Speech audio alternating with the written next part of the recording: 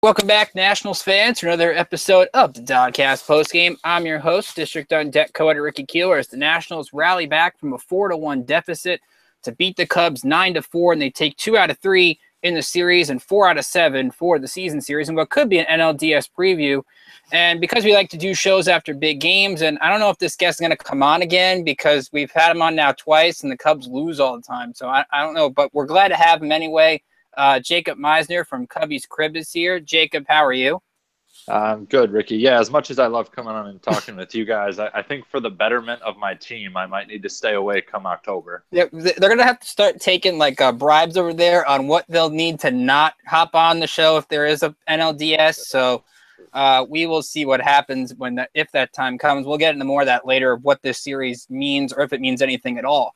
But let's look, Jacob, at the extent of today's game, because it looked like the Cubs were in cruise control early in this game. You look at the pitching matchup, John Lester and Erick Fedde, and it played out the way it would be on paper, although I thought Fedde handled himself well considering it's his second start out of the majors. Overall, what do you take away from this game from a Cubs perspective? I mean, the bullpen is still a question mark. We actually put up something earlier today. It wasn't as much of an issue today, but late inning walks have been a huge concern for the Cubs this year. Some relievers, especially Carl Edwards Jr. And Wade Davis, especially, have worked their way into some trouble. Today, Edwards just didn't have it. Weeder squared that ball up about as well as you could when he popped that grand slam, and that's really the difference here. Is just Washington kept grinding at bats, and Harper got that inning going by beating out a ground ball to second, and it just shows baseball's a weird game. Anything can happen. Even like you said, Cubs were cruising for 75% of that game, and then Washington just blew the lid off in the last 2 innings. And Matt Wieters has taken a lot of heat, and rightfully so, from Nats fans. He's not lived up to that contract, but he had a big series, 6 RBIs in the last 2 games, including the grand slam today. And we talk about, Jacob, I know from the last series where Dusty using 2 relievers for 3 games kind of hurt him in that last one, having to use Blake Trinan, was using Justin Wilson and Wade Davis, or not using them, but having almost 30 pitches for both of them yesterday, kind of a byproduct of today's game, and considering who might not be available, because they've used those 2 a lot this week. Yeah, I mean, I think to me that's not why the Cubs lost the game. You have to have guys besides just Wilson and Davis to get the job done. And early in the season, Carl Edwards Jr. was that guy. I mean, you gave him the ball, it was over. He was blowing hitters away with that live fastball. And the last couple months, he's running out of fumes. He's already at a career high in innings pitched. So that obviously, raises some questions, what's he got left in the tank? But the Cubs need to get him right. I would have preferred they try and get him right against a team like the Giants instead of Washington. But, you can't shy away. And Joe has never shied away from sticking his relievers, even when they're struggling, into those situations. And John Lester, a good game today, 6 2/3, 3 runs, 6 hits, 7 strikeouts, 1 walk on 112 pitches, 70 strikes. So typical John Lester game. And you hate to lose those, similar when the Nats hate to lose a Scherzer game or a Strasburg game when he's healthy. And we'll find out. Eventually, Dusty has to name 4 starters for next week. So we'll eventually find out who he names. But this is a different Cub team, Jacob, from when the Nats last saw them. Of course, the addition of Jose Quintana, who did not pitch this week. But also Justin Wilson, we talked about it. It's been a rough patch for Wilson since he's got there. I mean, I interviewed him when he was a Yankee, great guy. How do you think he's going to help the pen, and what have you seen from him so far? Yeah, I think early on, especially, his first couple outings, he's overthrown the ball at times. I think it's just adrenaline, pitching at Wrigley Field. I mean, love or hate the Cubs, Wrigley Field is a very unique environment, especially in the wake of a World Series last year. But Wilson, I mean, the Cubs needed to do what they did in the Avila and Wilson deal.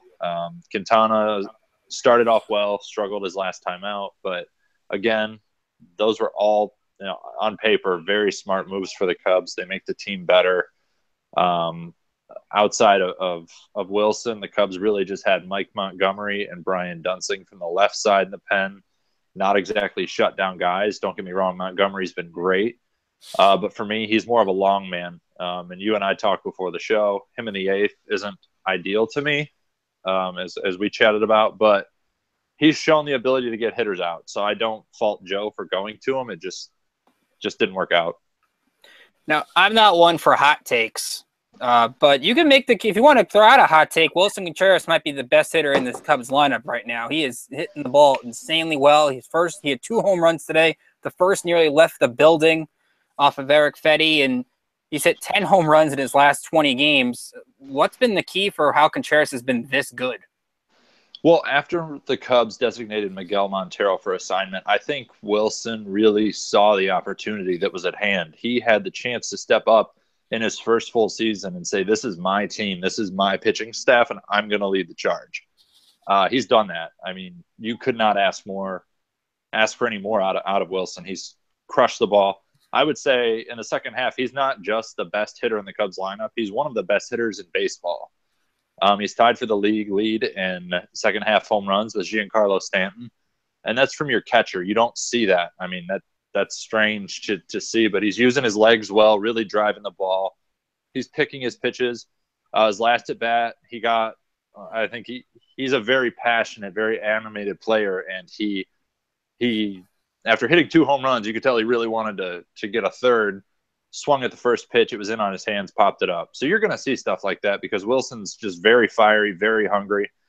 You'll see those mistakes, but I'm fine with it, especially when, 21 homers with 2 months to go out of your catcher. All about that. 5 homers in 4 days. Just been insanely good what he's been able to do.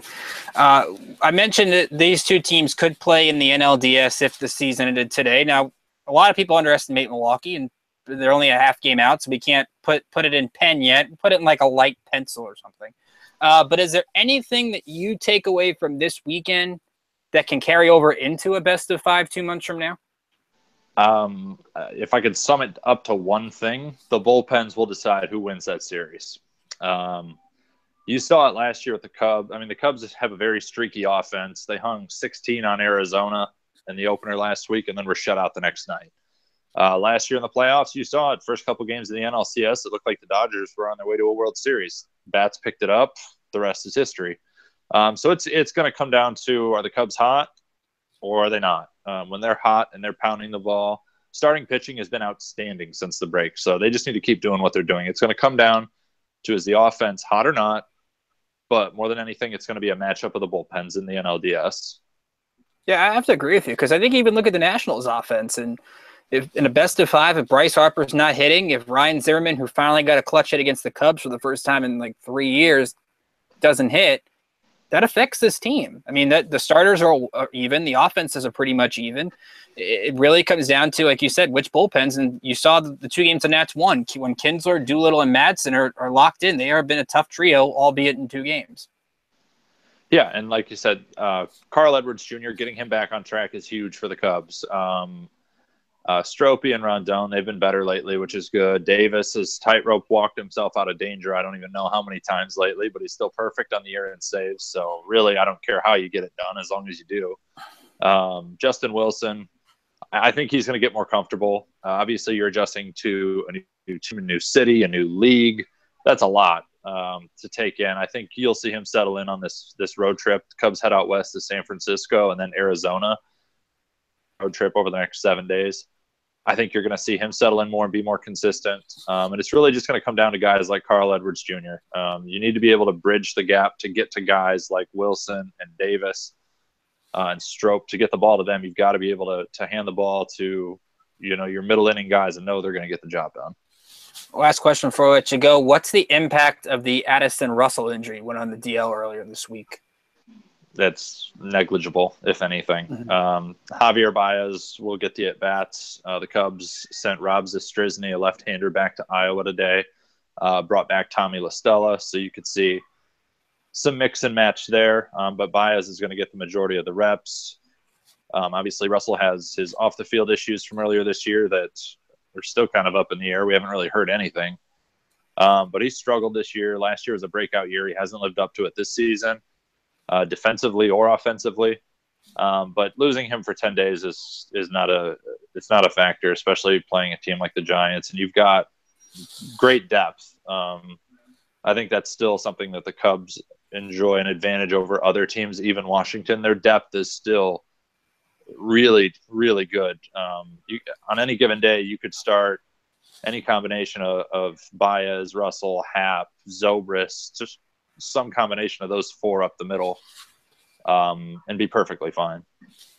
So before I let you go, tell listeners out there what they can check out at Cubbies Crib and how they can follow you and the site on Twitter. So at Cubbies Crib on Facebook and Twitter. We're definitely really active on Facebook, trying to reach out to our readers more. Coming off the third best month we've ever had. Trade deadline, obviously, with the Cubs making moves, that was big. Our fans were particularly fond of the Brewers not making any moves, which, again, I'm a big fan of. We're working on a lot of stuff, gearing up for hopefully a third straight postseason, which when I started here over half a decade ago, I never thought I would get the chance to say, but hopefully third straight postseason appearance, and hopefully, despite my misgivings, we will be chatting again on this show come October.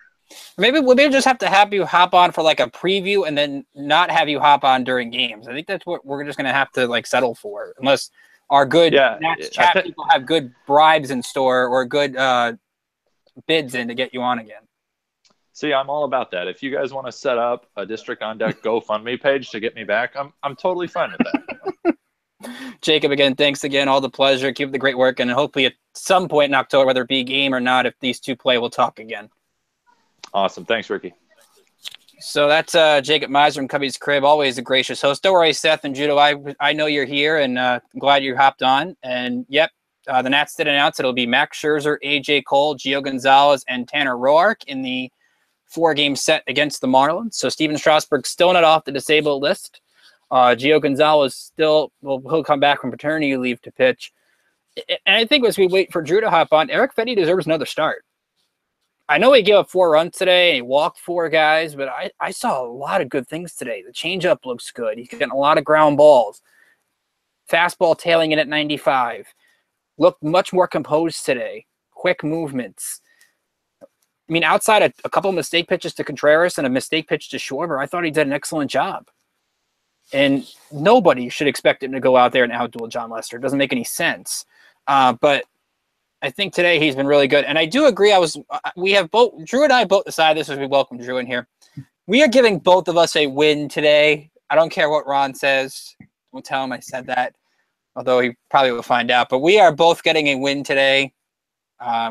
Especially Drew. Drew's getting a win today. How you doing, Drew? I'm doing well. Definitely a lot better after a win.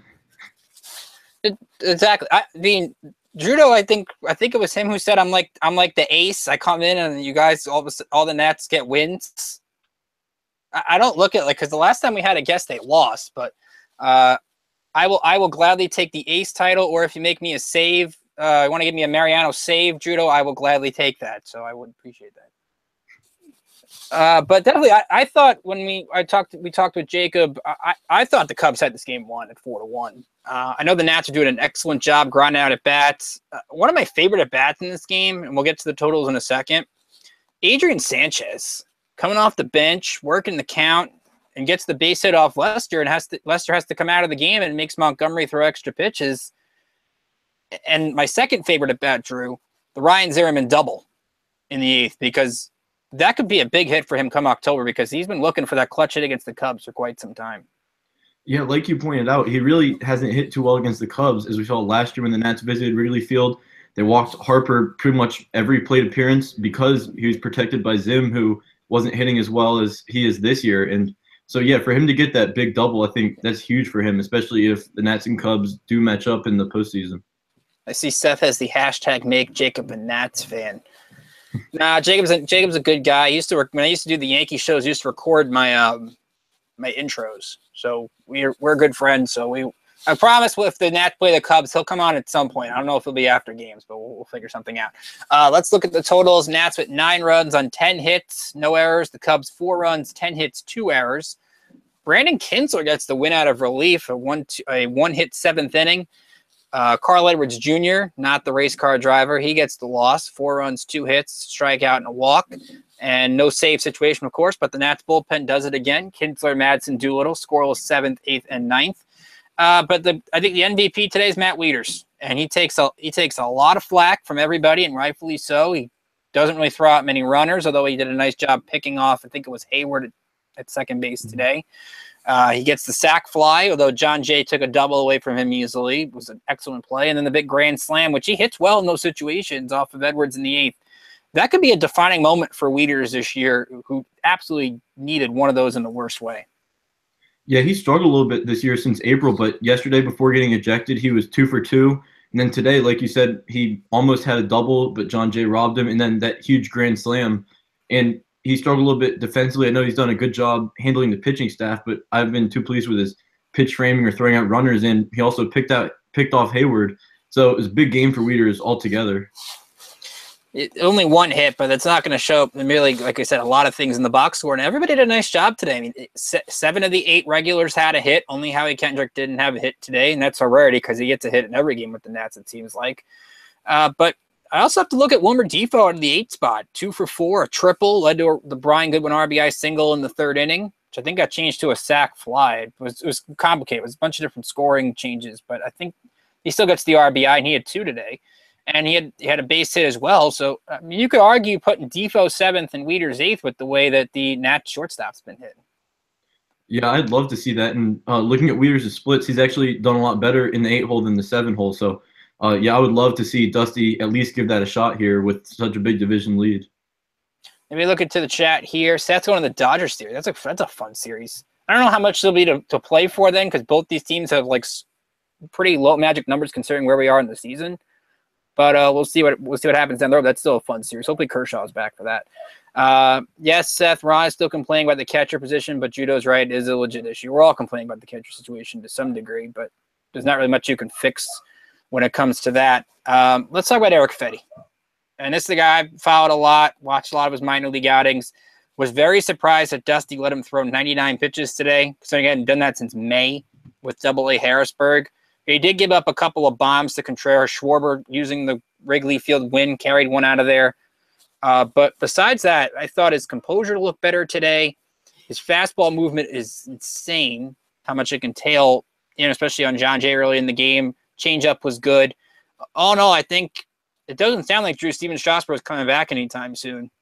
So I would think Friday night in San Francisco, or Saturday night against the Giants, I would give Erick Fedde another start. Yeah, I think he's definitely earned it. Today he looked a lot better than his first start. It wasn't his debut anymore, so he wasn't as amped up.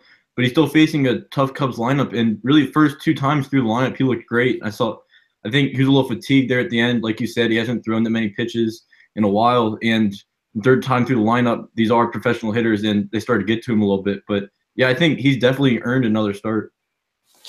And I think the one thing that's hurt him in both starts, and something we talked about after the doubleheader Sunday, and I'll add on here today, the 2-strike, he gets ahead of a lot of hitters. I mean, that's really one of the things that's impressive. He doesn't fall behind many guys, but he can't finish off guys. Maybe that's because the changeup is still a work in progress. The slider has been really good, but he's not been able, I guess, to locate it, or 2 strikes where he locates it too well.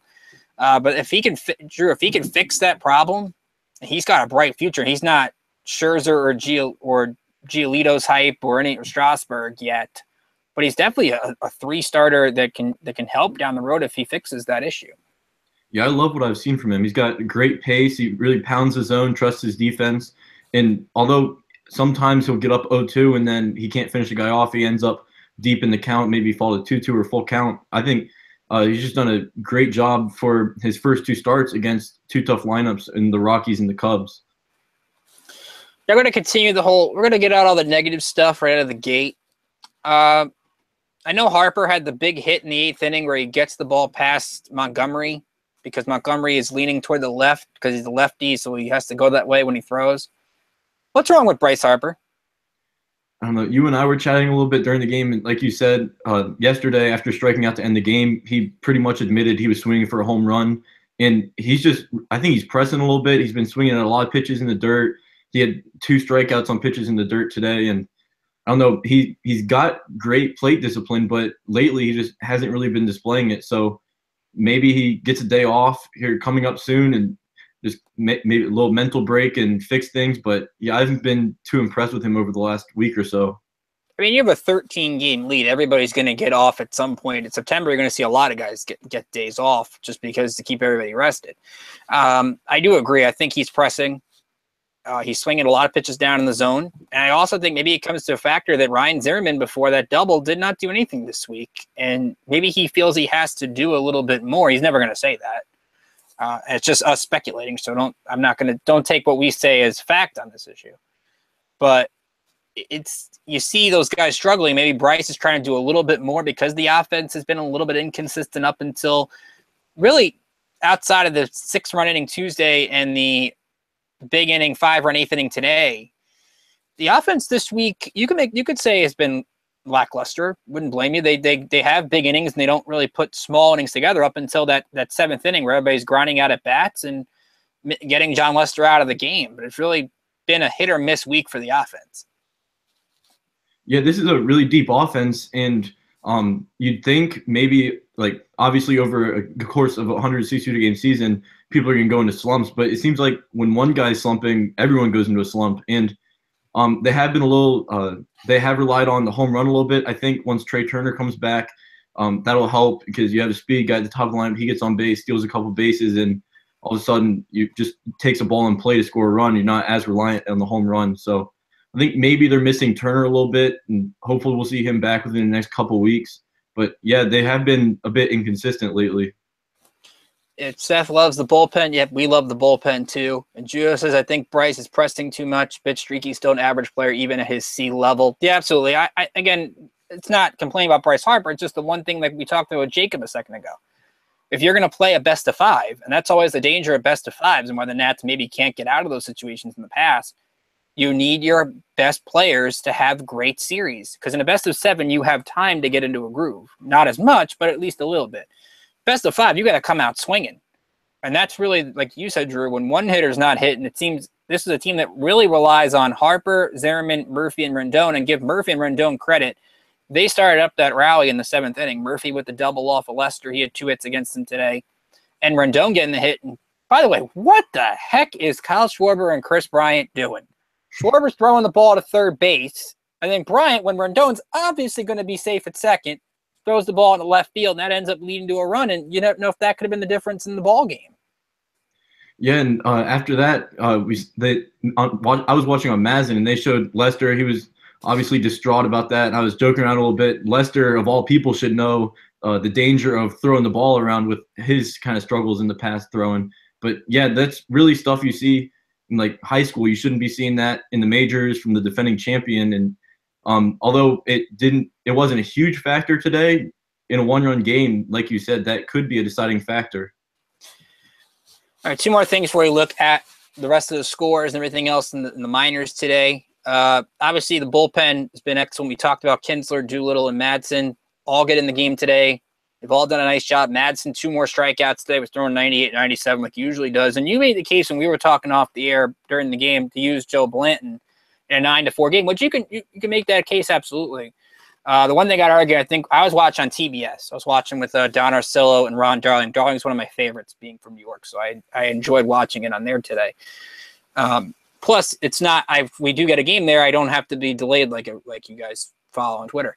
But I think they made a good point. You got to go for that win. This game was too important. And, yeah, you can say how much can you really take out of this series, and Nats didn't throw Scherzer, Strasburg, or Gio. But I look at it this way.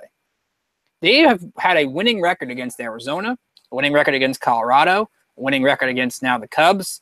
They beat Milwaukee 2 out of 3. They beat LA 2 out of 3. Every National League contender they have taken a series or won the season series against this year. And that has to say something in this team's confidence going into October. Yeah, they've played really well against the top teams in the league, and I think that could be beneficial in the postseason. Maybe that helps them win their first postseason series, which is something I know this team would really like to do. Chicago is still a scary team. I think I think of as good as Milwaukee can be, and I give them credit for hanging around. They're only a half game behind. You want Milwaukee. Plain and simple. I'd rather see Zach Davies and Junior Guerra and Chase Anderson, if he comes back healthy, than Quintana, Arrieta, Lester, Lackey, and any combination, or Hendricks, any combination of that, because that's still one of the better rotations in the league, and Quintana has been lights out outside of Thursday for the Cubs. So I still think, as the Nats did a good job winning this series, all of these games that they played this year have been close. So I think it would be a 5-game series if these two teams played. Yeah, what I kind of look at is back in 2012 when the Nationals played the Cardinals in the NLDS, that was the first time the Nationals had made to the postseason. And while they did have guys on the team with postseason experience, they were largely an inexperienced team, and the Cardinals had a lot of postseason experience. So if you play the Cubs, obviously they won the World Series last year. They have quite a bit of experience. And Milwaukee, they haven't made the postseason in a while. So the Nats have made the postseason the last couple of years, and so maybe the Nationals' experience in the postseason gives them a bit of an edge over Milwaukee in that scenario. And then Brian Goodwin, yeah, I mentioned he got a hit taken away by the official score, but he had to get an RBI, and then the home run the ninth off Koji Uehara. That's a big day for Brian Goodwin. He struggled out of the leadoff spot. They moved him down to the bottom of the order at times, and Michael Taylor's working his way back, although we'll get into it. He's not played well at Potomac in his rehab stint. But Goodwin absolutely needed the confidence boost, and maybe today with the RBI in the third and the home run in the ninth brings it for him, just like it does for Wieters. Yeah, he's played really well in his opportunity this year. Since the break, he's been striking out a lot. Like you said, he's led the team in strikeouts. But when he puts the ball in play, I think he's been really good for this team. So maybe he's a little fatigued. He hasn't played this much in a while, and getting Taylor back will help him just get some off days. But yeah, I've really enjoyed watching him play, and especially when he puts the ball in play, he's been a great offensive player. And he also made a great diving catch in center field today. So he's been excellent on really both sides of the ball. Talk about the little things to do to win a playoff game or a game of that magnitude. Brian Goodwin's diving catch against John Jay in the 7th inning is the perfect example, because if Jay gets on, it sets up Bryant or Rizzo with a man on for Kinsler, and give the Nats credit. They shut down Bryant and Rizzo in the series. I mean, Rizzo grounded in 2 double plays against Fedde. It was really just Contreras and the middle of the order of bats that got going. So I got to give the Nats pitching a lot of credit. They had a good game plan against those guys, and it helped. Brian Rizzo went 2 for 8 today with a walk. So that when you're playing the Cubs, you've got to stop those guys in particular. You'll let Jason Hayward get his 3 hits, but it's really Bryant and Rizzo that you've got to contain. Looking around the division, actually, yeah, Seth brought up a good non-division story. Yonder Alonso got traded to Seattle today. Kind of went under the radar. The A's really can't do much with Alonso. He's a free agent in the year. In Seattle, they're going for it. I mean, they trade all their prospects or most of their top prospects, and they're trying to win. They're right in the thick of things in the wild card. I think they won this afternoon 8-7 in game 1 of a doubleheader against Kansas City. So that should be an interesting storyline to follow. And yep, Aaron Judge did hit another home run, Seth. Thank you. The Yankees did beat Cleveland this afternoon. Looking around the division, the Rockies lead the Phillies right now 2-1 in the top of the 9th inning. Greg Holland's on to close that one out. The Rockies got an RBI from Nolan Arenado, who continues to hit, and Charlie Blackmon has the go-ahead double right now in the 7th. Maikel Franco, home run for Philadelphia. But a good outing for Aaron Nola this afternoon. 7 innings, 2 runs, 6 hits, 7 strikeouts. He's starting to find his form again, and that's good to see. He's had some health issues. The Marlins beat Atlanta 4-1, so the Nats don't gain any ground. Well, not gain any ground, but gain a game on the Marlins. Jose Urena picked up his 10th win of the year, so he's very quietly had a nice season. 1 run, 3 hits over 6 innings. And Marcell Ozuna and JT Realmuto went back-to-back. Ozuna's 26th of the season. He's now up to 87 RBIs. He's had a great season. And then Dodgers-Mets tonight, 8 o'clock on ESPN. Dodgers have won 43 of their last 50. They're 78-32. And they'll send Hyun-Jin Ryu to the mound against Steven Matz. And I'm putting the over-under, Drew, on Dodgers wins at 105. And that's not saying much because that's only 27 wins out of the last 40-something games. Yeah, they're really having a special season. But, yeah, I think while they are on pace to win much more than that, in September with such a big lead, they're going to start resting guys and giving some of their minor leaguers maybe a little look and just give their regulars some rest, get everyone primed and ready for the postseason. So, yeah, I think 105 is probably a good number for them. The amazing thing about the Dodgers is they don't have Clayton Kershaw, and they just continually win. They just find different ways to win. Like Chris Taylor hits leadoff for them and hits a bunch of homers. Puig's been on a tear this weekend. Bellinger's over 30. Turner's been good. They add Tony Watson to the pen. I have never seen a team on this kind of run. I mean, and I was around for the 98 Yankees, and I've never seen the team this hot at the right time. Maybe they cool down, but I look at that September series, we're a month away from it now, and you could say, yeah, next litmus test. I don't really know how much the Dodgers and Nats will show their hand in that kind of a series.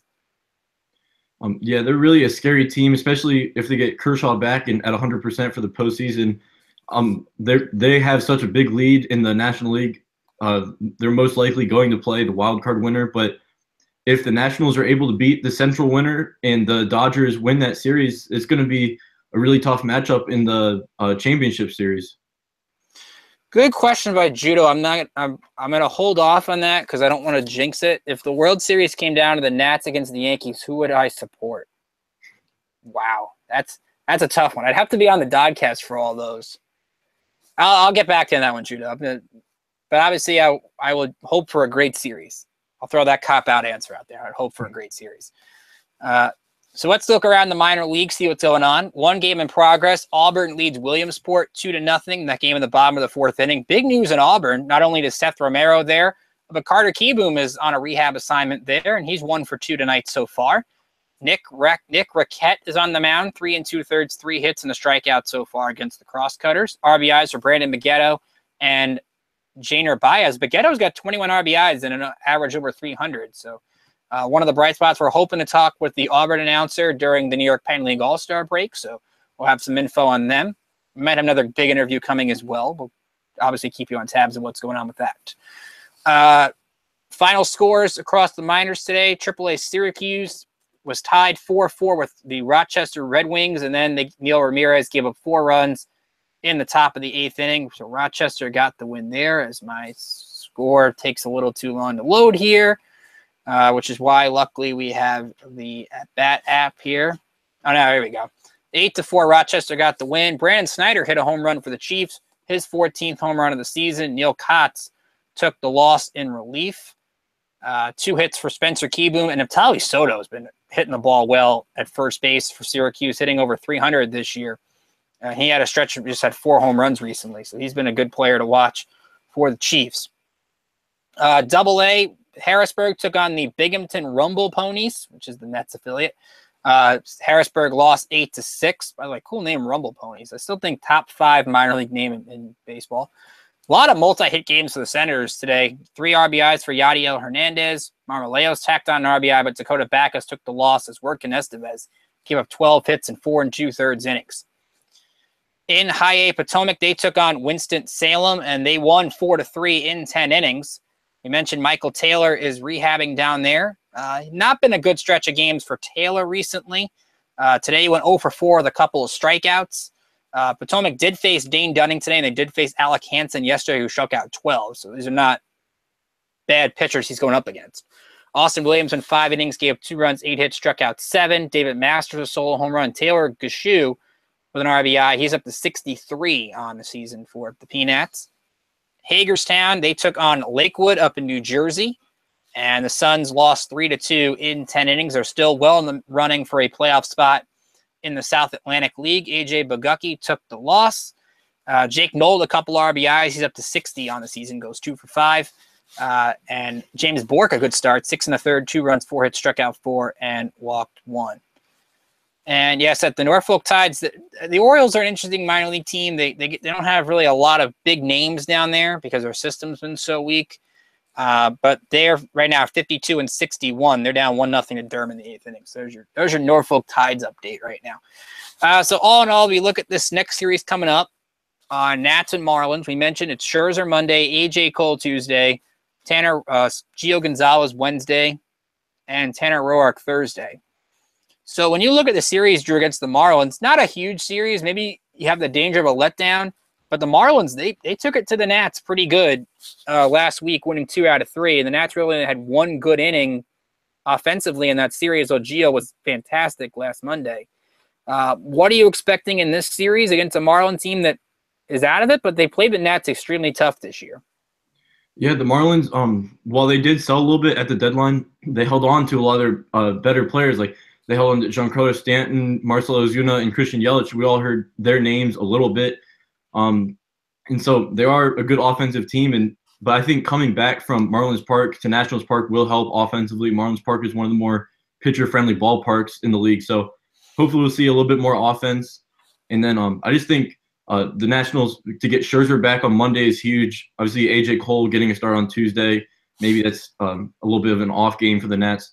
But with Gio back from paternity leave on Wednesday and Roark on Thursday, who's pitched better, the Nats do have good pitching for this series. Absolutely. A rematch of last week with Scherzer taking on Chris O'Grady tomorrow night. O'Grady got roughed up by the Nats in that second inning the other day. Of course, the big story is going to be Max Scherzer. How healthy is that neck? He seems to be fine. He threw the bullpen session. He could have pitched this weekend, but the Nats smartly decided not to, even though it would have made a heck of a matchup, Scherzer against Lester.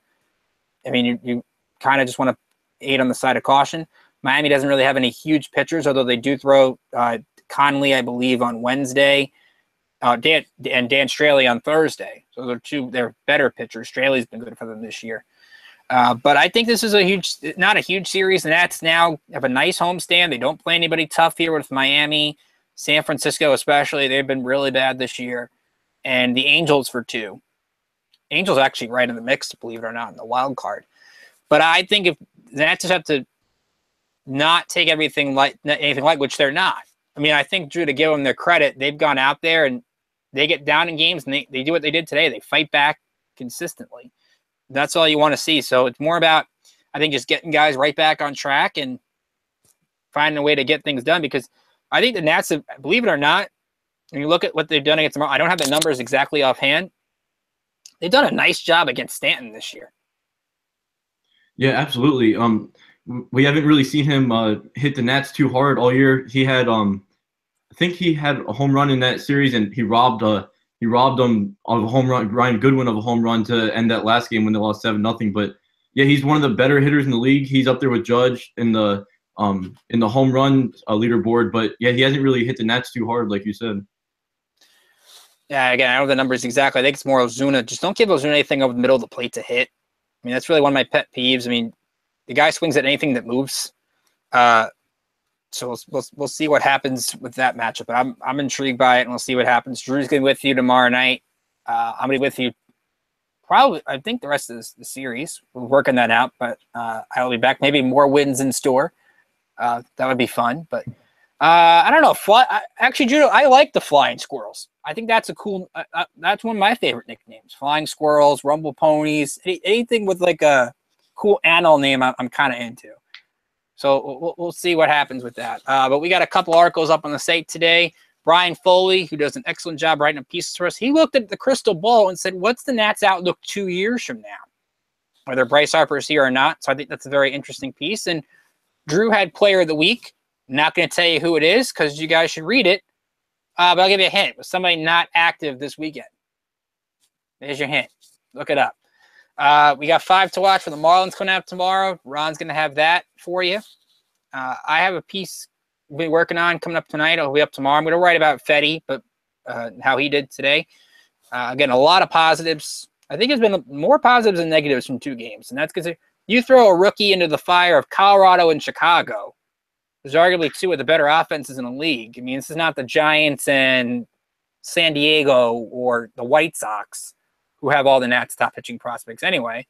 But, I mean, I think all things considered, you got to set your expectations low. And I see so many people, Drew, and I'm sure you got it today when you were following Twitter, all these people set the expectations of Erick Fedde so high.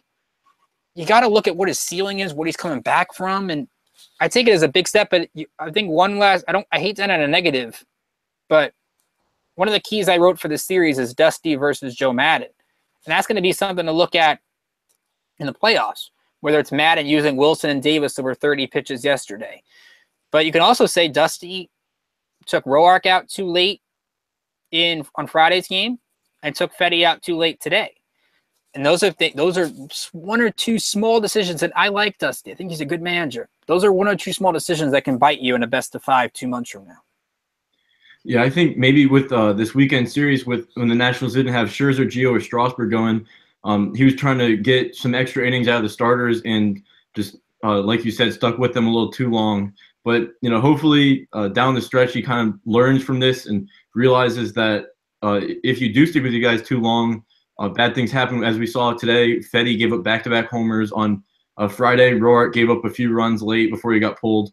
So hopefully in the postseason and just down the stretch, he relies on his bullpen more, especially now that they are a lot more reliable with the big three in the back end. Oliver Perez is pitching better. Matt Albers, although he wasn't great this series, he's pitched pretty well for the most part. So they do have quality arms in the pen, and Dusty doesn't have to go out and rely on his rotation as much as he had at the beginning of the season. So let's not end on a negative. Let's end on a positive. What you talked about yesterday, where you're not trying to lean on Kinsler, Doolittle, and Madsen to do everything. Sammy Solis with 4 strikeouts yesterday. And you look at Solis and Perez. Ali only got 1 out today, and it was the pitcher, which I still don't understand why you bring in a pitcher to face another pitcher. I don't get that. That makes no sense to me at all, but I digress. Those 2 guys with Enny Romero being out are so critical because Matt Albers looks like he's kind of the magic's worn off of him a little bit, and they don't use Joe Blanton that much anymore. Sean Kelly's still hurt, at least on a rehab assignment. Coda Glover's still hurt. You're looking right now, like, it's weird to say it, but the 2 X factors in the bullpen might be 2 of the 3 lefties with Solis and Perez, since Matt Grace has become the de facto long man in the bullpen. Yeah, Sammy Solis last year, he was one of their best relievers. He pitched every game in that postseason series, and really he's been hurt this year. He struggled. But since coming back up after Enny Romero got hurt, he pitched an inning and 2/3 yesterday, and 4 of his 5 outs were strikeouts. So he looked really great, and hopefully he can keep that up because Sammy's one of my personal favorites, and like you said, he is one of the X factors moving forward. So if he's able to continue to get outs and big outs at that, then that's huge for this bullpen. If Enny Romero is out for an extended period of time. Absolutely. So again, follow us on Twitter at District on Deck. Follow me on Twitter at Rickinator555. Screw it up. How can they follow you on Twitter? DrewRD98. Exactly. I hate to screw those up, so I just let the other people do them. You can subscribe to us on YouTube. Like our videos. We do a video after every game, every big game, and we have guests. We thank Jacob for hopping on the show, and we feel bad for the guests they hop on after losses a lot, but it's just the way it goes sometimes. And remember, every big series we'll try to have a guest. So we're not going to have one for a while, but maybe when the Nats go to Houston, we'll have a guest or something. That could be a World Series preview for all we know. So that could be a lot of fun. So Jacob's a good sport. He hops on. And again, we want to make sure we get him on for the playoffs. So that might be good Nats karma, but he's always good. So we thank him for hopping on the show. Continue to go to districtondeck.com. Drew's with you tomorrow, so maybe Drew gets good vibes from today and gets a win streak going. And we'll be back here tomorrow night. So from all of us, District on Deck, I'm Ricky Keeler saying have a great rest of your night, and we'll see you back here when the Nats return home tomorrow.